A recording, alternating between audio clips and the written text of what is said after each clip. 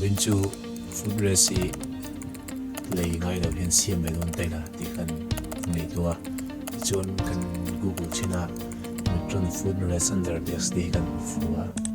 cái thì cần chỉ khi cần xem về cái trái cần chế ta chua lên cần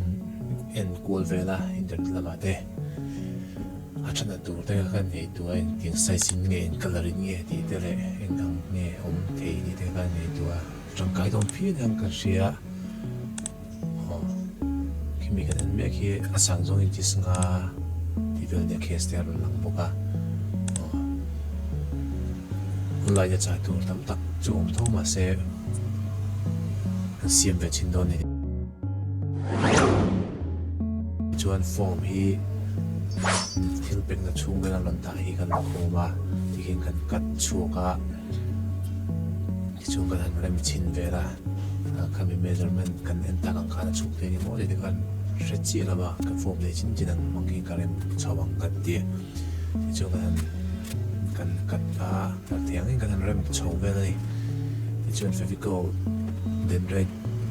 มองอินกันจากเขามาเล่นในเฟวิโก้เราเห็นดูของอะไรก็ไม่ละ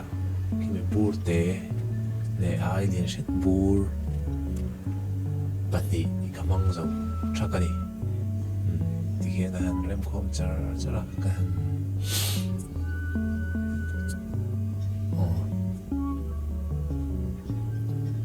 เซฟดูระบบตัวการรีเลเวลก็ได้การจับคมตักไม่ที่เขียนฟิกอลกันตัวเองตัวอะไรอ่ะที่ชวนเรื่องไหนชวนยินหุ่นกัลดูครบไหมอ่ะยิงดาร์สจุดมาดาร์สสมเลยจนเมเวลจนก็เสียมจนนะการละกาฟิกอลเต็นเลเวลเต็นไงบุกเน้นขนาดนี้เสียมเรียงอะไรครบเมทจนดูดาร์คัดเลจนเวเปลตัวเฮียหลังกันเสียมเสียบตัวที่กันเสียมสองช่องไม่ก็ชวนกันเสียบตัวกันกัดเวลกันชินเวลมาเราช่วยเอามาตกเราก็เดียกันเสียบกัดตัวหาเรนตีเห็นกันหันเบลเละเวลนี่ตบลำพังหันตุ้มลกวันเจี๊ยเราเสียบแต่ขาเราเป็นจินจิเรากันตกกัดมวยเวลเดียวมันรัวดูกันจะตกเราเลยกันกุดเทียมตกเราวางเงินเอามาตกเรา